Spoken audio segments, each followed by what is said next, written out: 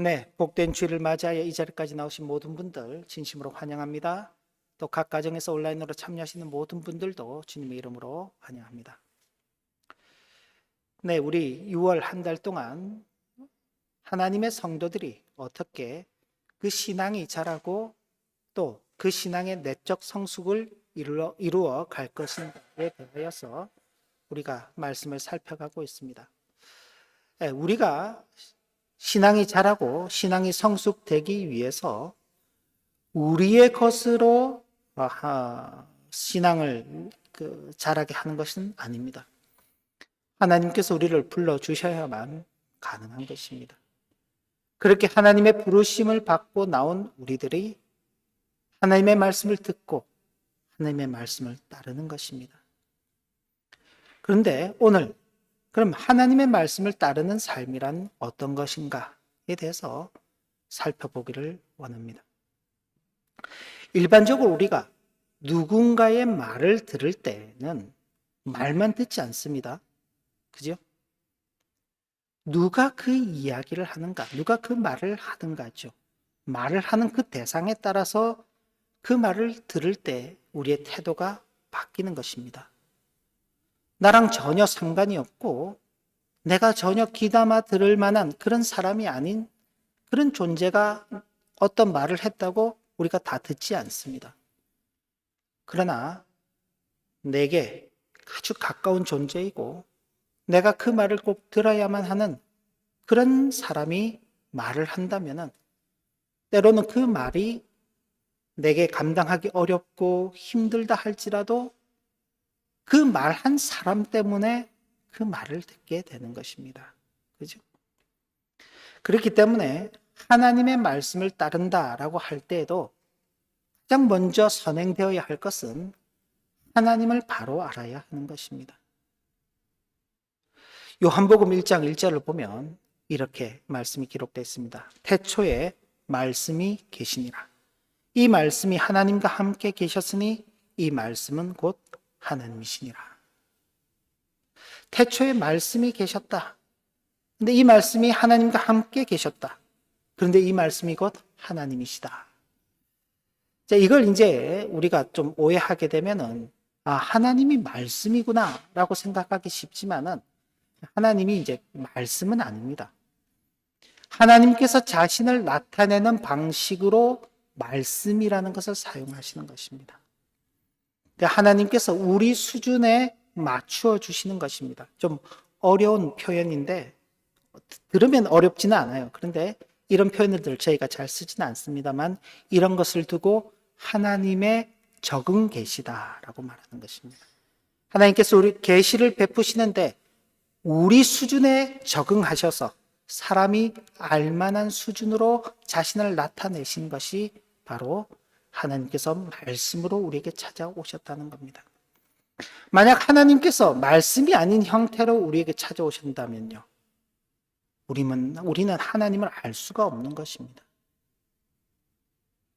하나님께서 적응하시는 방식으로 우리에게 찾아오셨는데 그 총합체가 어떤 것이냐? 바로 이 성경 말씀입니다. 그래서 우리는 이 성경 말씀을 통해서 하나님을 알아가는 것입니다. 그런데 만약 하나님께서 이 성경 말씀을 기록하지 않았더라면요, 제가 이해하는 하나님이 다를 수 있고 여러분이 이해하는 하나님이 다를 수 있습니다. 성경이라는 기준이 없으면 우리는 하나님을 이 지구상에 있는 인류만큼이나 다양한 하나님을 만날 수밖에 없는 것입니다. 사람마다 생각하는 바가 다르고 사람마다 느끼는 바가 다 다르기 때문에 그렇습니다. 그래서 하나님께서 우리에게 말씀으로 찾아오시며 당신을 알려주시는 이 적은 계시 속에서 우리는 하나님을 알아가야 하는 것입니다.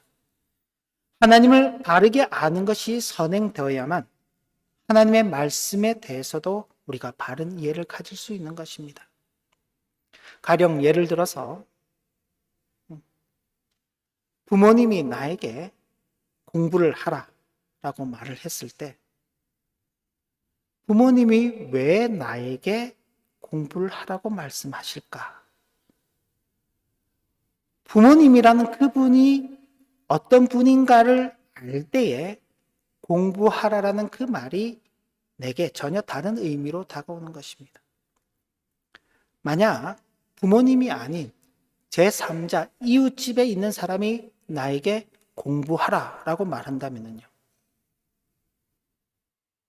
저 사람 나랑 무슨 상관이 있는데 나에게 공부하라고 말하지?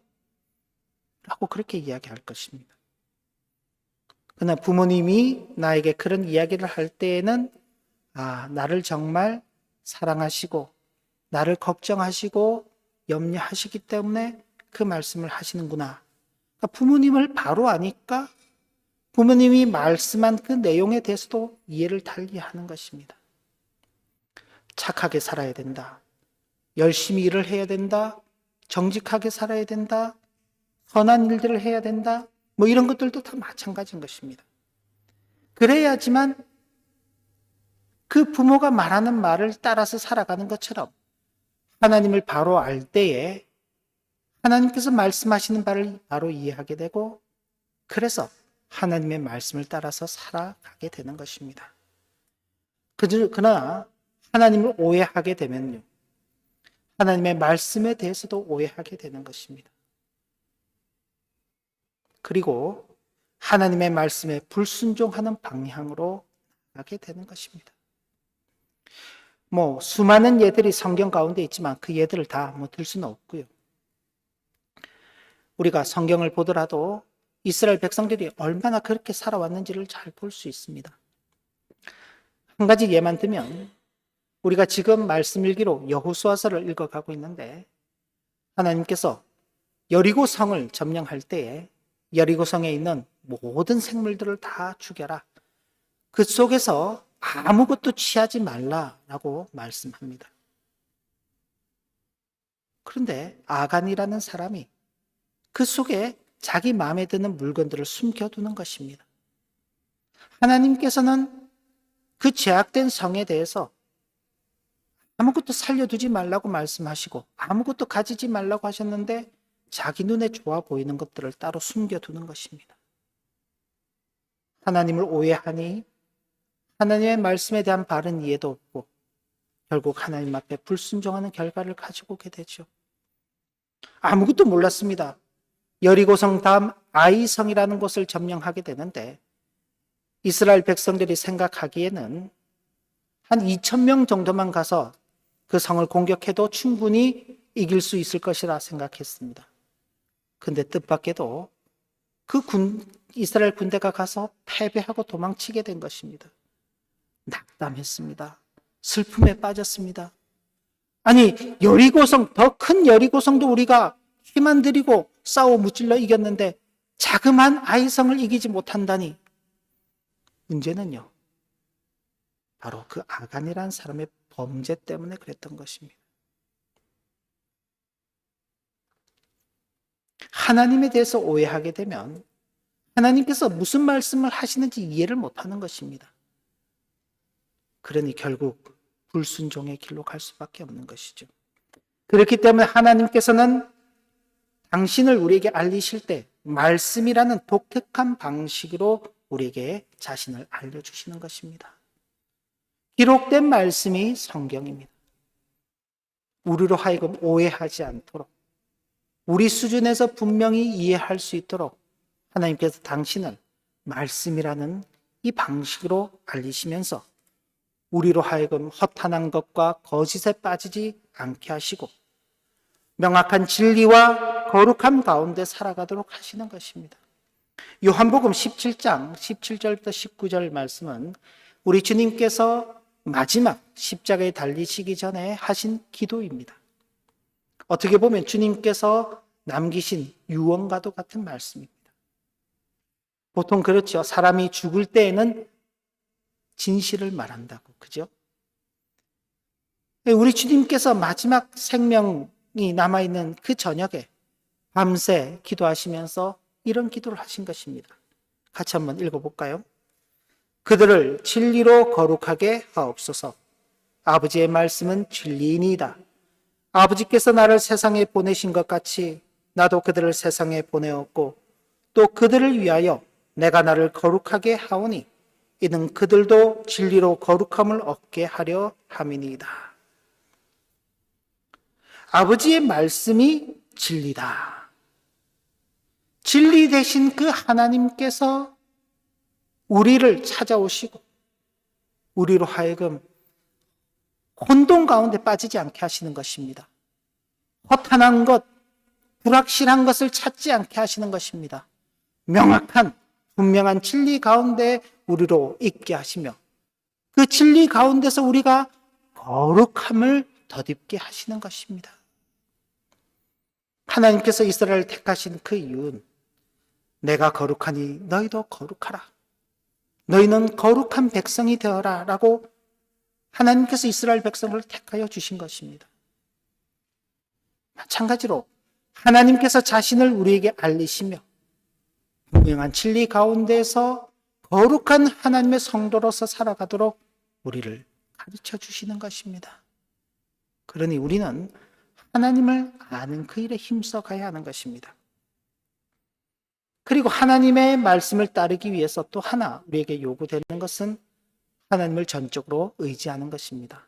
다르게 표현하면 하나님만 믿는 것입니다.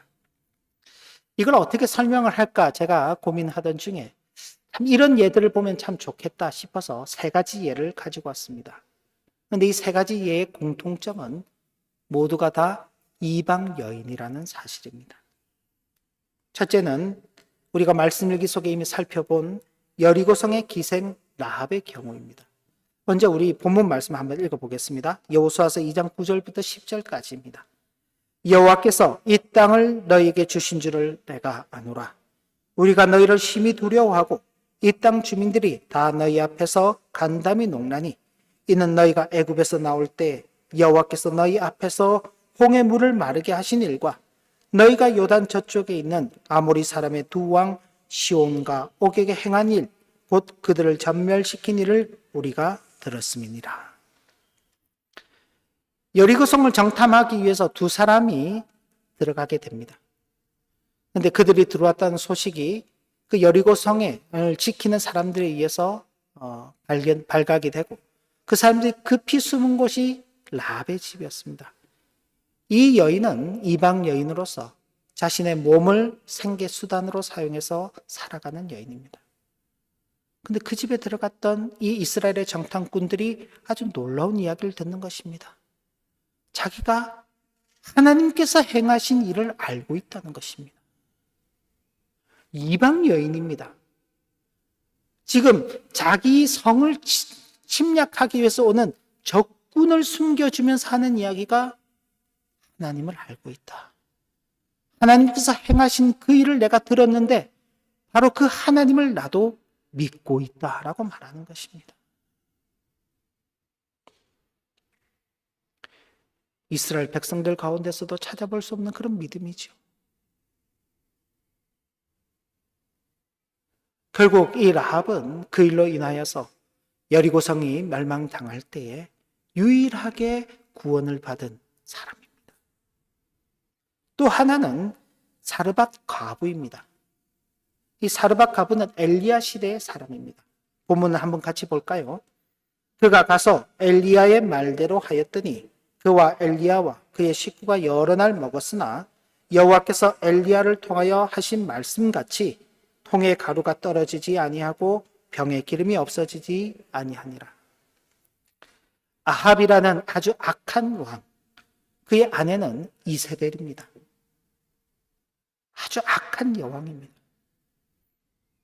온갖 우상 숭배하는 일들을 이스라엘 가운데 가지고 들어왔고 백성들을 압제했던 참 이스라엘, 북이스라엘 역사상 가장 악한 왕과 왕비입니다. 그 시대의 죄악 때문에 하나님께서 그 땅에 가뭄을 내리셨는데 그 가뭄 속에 선지자 엘리야도 예외는 아니죠. 하나님께서 엘리야로 하여금 이 사르밧 땅으로 가게 하시면서 그 땅에서 한 과부를 만나 그 과부를 통해서 생명이 연장될 거라고 말씀하셨습니다.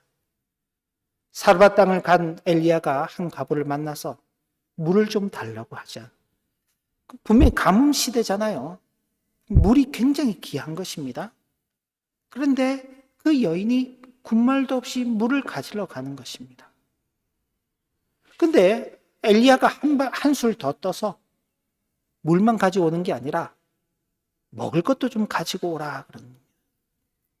그자 이 여인이 우리 집에 밀가루 한 움큼 있고 기름 한 방울 있는데 이제 그거 만들어서 나랑 내 아들이랑 먹고 이제 우리는 죽을 날만 기다리려고 합니다. 근데 엘리야가 가지고 와라. 가지고 오면 이 가뭄이 끝날 때까지 우리가 생명을 연장할 수 있을 것이다. 황당한 이야기잖아요. 이스라엘 사람이 지금 이방 여인인 자신을 찾아와서 이 가뭄 시대에 물도 내놓으라 그러고 자기도 가진 양식이 이제는 한 끼 양식밖에 없는데 그걸 가지고 오라고 자기를 먹게 하라고 이야기하니 얼마나 황당한 이야기입니까? 근데 이 사르밧 과부가 엘리야 선지자가 말한 대로 하는 것입니다. 3년 동안 기근이 임했는데 그 3년 기근이 끝날 동안 그 가루가 마르지 않고 기름병이 마르지 않았다고 성경은 기록하고 있습니다. 하나님의 말씀을 믿은 것입니다. 또 하나는 모압 여인 룻입니다. 잘 아는 이야기죠. 본문 말씀 한번 같이 볼까요? 룻기 1장 16절부터 17절까지입니다. 룻이 이르되 내게 어머니를 떠나며 어머니를 따르지 말고 돌아가라 강건하지 마옵소서. 어머니께서 가시는 곳에 나도 가고 어머니께서 머무시는 곳에서 나도 머물겠나이다. 어머니의 백성이 나의 백성이 되고 어머니의 하나님이 나의 하나님이 되시리니 어머니께서 죽으시는 곳에서 나도 죽어 거기 묻힐 것이라. 만일 내가 죽는 일 외에 어머니를 떠나면 여호와께서 내게 벌을 내리시고 더 내리시기를 원하나이다 하는지라. 사사시대입니다. 이스라엘 땅에 큰 가뭄이 들어서 그 가뭄을 피해서 한 가족이 모압 지역으로 이주하게 됩니다. 그런데 그 모압으로 이주했는데 어느 날 남편이 죽는 것입니다. 두 아들이 있어서 두 아들이 그 모압 여인들과 결혼을 해서 가정을 이루는 듯 싶었는데 첫째 아들도 죽고 둘째 아들마저 죽는 것입니다. 결국 시어머니 그리고 두 며느리 세 사람만 남았습니다. 가지고 온 재산은 다 허비하고 아무것도 가진 것이 없어서 이제 더 이상 이방 땅에 살 이유가 없어서 다시 자신의 고향으로 돌아가려고 할 때 자신의 며느리들에게 너희는 이곳 모압 사람들이니까 너희 가족에게로 돌아가라. 너희 부모에게로 돌아가라 라고 말합니다. 첫째 며느리는 그 말 그대로 순종해서 돌아갑니다. 근데 둘째 룻은 어머니랑 함께 가겠다고 합니다. 그런데 여기 어머니랑 함께 간다고 말하면서 뭐라고 이야기하냐면 어머니의 하나님이 나의 하나님이 되십니다. 사실 그 어머니 자신의 시댁의 형편을 보면 뭔가 나올 게 없습니다. 가진 재산은 다 낭비해버리고 빈몸으로 다시 고향으로 돌아가야 하는 처지입니다. 현실적으로 보아서는 자기 고향 땅에 남는 것이 훨씬 더 나은 것입니다. 그런데 그 어머니를 따라가겠다고 말하면서 어머니의 하나님이 나의 하나님입니다. 내가 죽는 일 외에 어머니를 떠나게 되면 하나님이 내게 벌을 주시기를 내가 원합니다. 어머니의 외적인 형편을 보는 게 아니라 그 어머니가 그런 형편 속에서도 믿고 있는 그 하나님을 바라보는 것입니다. 이방 여인이지만 이스라엘의 하나님이 참 하나님이시다는 그 사실을 이 룻이 알고 있는 것입니다. 그러니 쫓아가는 것이죠. 이후에 보아스라는 사람과 결혼하게 되고 이 보아스는 다윗의 집안의 선조로서 이 룻은 이 메시아이신 예수 그리스도의 족보에 들어가는 큰 은혜를 누리게 되는 것입니다. 하나님을 전적으로 의지하는 그 모습들이 있는 것입니다. 그러니까 하나님의 말씀을 따른다고 할 때에는 하나님을 아는 것이 중요하고 그 알게 된 하나님을 전적으로 의지하는 믿음이 있어야 하는 것입니다. 그리고 하나님의 말씀에 온전히 순종하는 것입니다.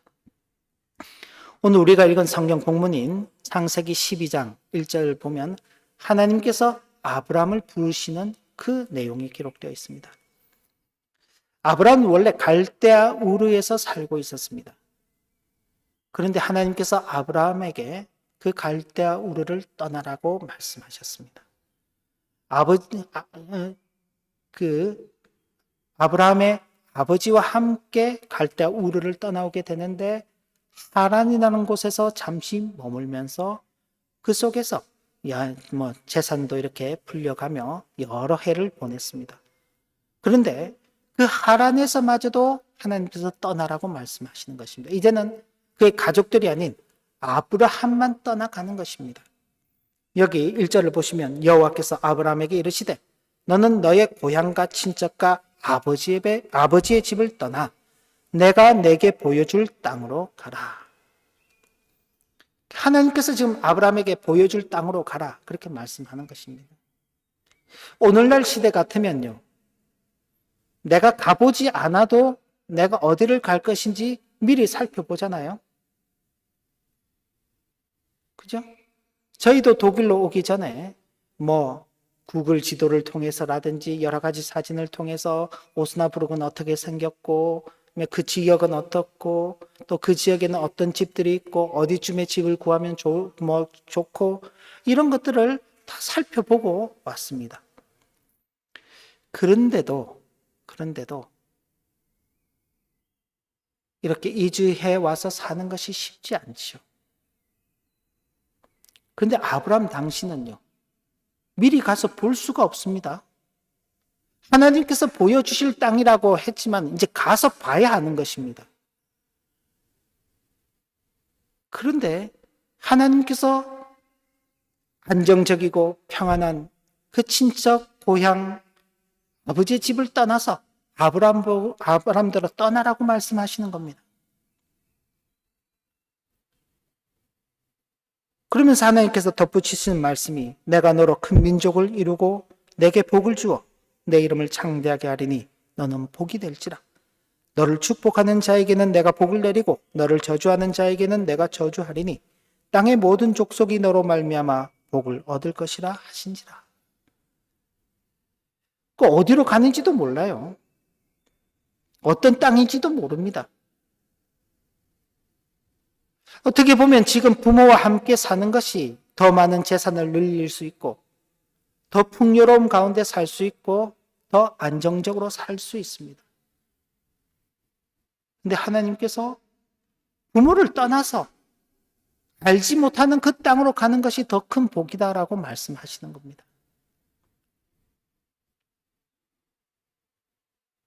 만약 여러분들에게 그 말씀을 하신다면요,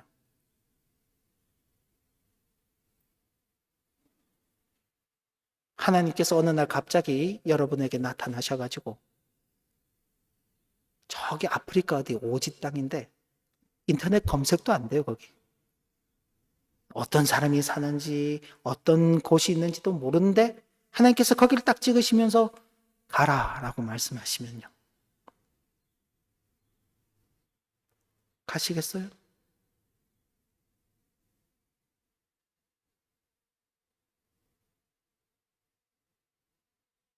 그런데 뭐라고 기록되어 있습니까? 4절 말씀 볼까요? 이에 아브라함이 여호와의 말씀을 따라갔더라. 하나님의 그 말씀을 믿었을까요? 하나님을 믿었을까요? 둘 다긴 한데 하나님이 어떤 분이신지를 알기 때문에 그 하나님의 말씀을 믿고 따라가는 것입니다. 그 내용을 신약 성경 히브리서에서 이렇게 표현하고 있습니다. 히브리서 11장 8절부터 10절까지 말씀입니다. 우리 같이 한번 또 읽어보겠습니다. 믿음으로 아브라함은 부르심을 받았을 때에 순종하여 장래의 유업으로 받을 땅에 나아갈새 갈 바를 알지 못하고 나아갔으며 믿음으로 그가 이방의 땅에 있는 것 같이 약속의 땅에 거류하여 동일한 약속을 유업으로 함께 받은 이삭 및 야곱과 더불어 장막에 거하였으니 이는 그가 하나님이 계획하시고 지으실 터가 있는 성을 바랐습니다. 여기 갈 바를 알지 못하고 갔다라고 말하고 있습니다. 이 말은 어디로 가야 하는지 알지 못했다. 가기는 가는데 그곳이 어느 곳인지 무엇이 기다리고 있는지 모르고 가는 것입니다. 정처 없이 가는 것이죠. 그런데 하나님께서 계획하시고 지으실 터가 있는 성을 소망하고 갔다 하는 것입니다. 하나님에 대해서 바로 알고 하나님을 전적으로 의지하지 않으면 할 수 없는 그 순종을 하는 것입니다. 그리고 이 아브라함의 그 순종에 대해서 하나님께서 이렇게 평가해 주시는 겁니다. 이건 아브라함에게 하시는 말씀이 아니라 아브라함이 떠난 후에, 세상을 떠난 후에 이삭에게 하시는 말씀입니다. 창세기 26장 1절부터 5절 말씀도 같이 한번 또 보겠습니다. 여호와께서 이삭에게 나타나 이르시되 애굽으로 내려가지 말고 내가 내게 지시하는 땅에 거주하라. 이 땅에 거류하면 내가 너와 함께 있어 내게 복을 주고 내가 이 모든 땅을 너와 내 자손에게 주리라. 내가 내 아버지 아브라함에게 맹세한 것 같이 이루어 내 자손을 하늘의 별과 같이 번성하게 하며 이 모든 땅을 내 자손에게 주리니 내 자손으로 말미암아 천한 만민이 복을 받으리라. 이는 아브라함이 내 말을 순종하고 내 명령과 내 계명과 내 율례와 내 법도를 지켰음이라 하시니라. 오랜 세월이 지난 후에 하나님께서 그 아들 이삭을 통해서 아브라함의 그 순종을 인정해 주시는 것입니다. 그럼요, 아브라함의 일생은 어땠나요? 하나님께서 계획하시고 이루실 한 성을 바라보고 갔다 그랬습니다. 하나님께서 천한 만민의 복이 될 것이라고 말씀하셨습니다. 내 자손이 하늘의 별과 같이 바다의 모래같이 많을 것이라고 말씀하셨습니다. 아브라함이 자녀를 몇 명 낳았을까요? 성경에는 2명이라고 기록되어 있습니다. 그러나 한 명은 언약의 자손이 아니죠. 여종 하갈에게서 난 이스마엘이었습니다. 그러나 언약을 따라서 난 아들은 하나였습니다. 자신의 아내 사라를 통해서 난 이삭입니다. 하늘의 별과 같이 바다의 모래같이 없었습니다. 하나님께서 이루실 큰 성이라고 말했지만 아브라함이 그 땅에서 산 자기의 소유로 만든 땅은 자신의 아내 사레를 장사하기 위해서 산 막멜라 굴밖에 없었습니다. 일평생을 나그네로 살았습니다. 겨우 자손이라고 본 것이 이삭 하나였습니다. 그럼에도 그는 자신에게 약속하신 분을 알았기 때문에 그분을 전적으로 믿고 의지하며 그분의 인도하심을 따라 사는 그 순종의 길을 걸어갔던 것입니다. 하나님의 말씀을 따라 산다는 것은 바로 이런 것입니다. 저와 여러분들도 하나님을 바로 알아야만 하는 것입니다. 하나님께서 말씀을 통해서 우리에게 자신을 알리시는 그 방식을 사용하시기 때문에 저와 여러분들은 부지런히 하나님의 말씀을 살펴가야 하는 것입니다. 이게 아니고서는 하나님을 알 길이 없습니다. 하나님을 알지 못하면 하나님께 의지할 수 없는 것입니다. 하나님을 믿지 못하는 것입니다. 그러니 하나님의 말씀에 순종하는 삶도 살 수 없는 것입니다. 이 자리에 앉으신 모든 분들, 또 각 가정에서 온라인으로 참여하시는 분들 모두가 우리의 신앙이 성장되고 성숙되기를 바랄 것입니다. 나는 그냥 평생 어린아이 같이 그런 신앙 수준에서 살고 싶어 라고 말하지 않을 것입니다. 나는 왜 이렇게 신앙이 자라지 않지? 나는 왜 이렇게 믿음이 약하지? 좀 더 잘하고 싶고 좀 더 성숙되고 싶다는 그 소망을 가지고 있을 것입니다. 그러나 소망이 현실이 되기 위해서는 하나님을 아는 그 일에 우리가 더욱 힘써야 하고, 그렇게 알게 된 하나님을 의지하고 그 하나님 앞에 온전히 순종하는 삶을 살아갈 때 그것이 우리의 신앙이 성숙하고 성장되는 그 길로 가는 것이며, 그런 성도의 삶을 두고 하나님의 말씀을 따르는 삶이라고 고백하게 되는 것입니다. 이 큰 은혜가 우리 모두에게 있기를 진심으로 기원합니다. 기도합니다.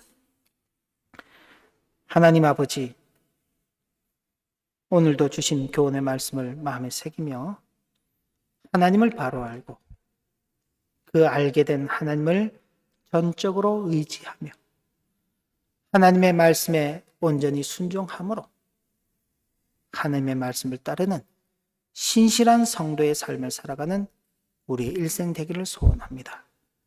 은혜로 함께하여 주옵소서. 예수님 이름으로 기도 올리옵나이다.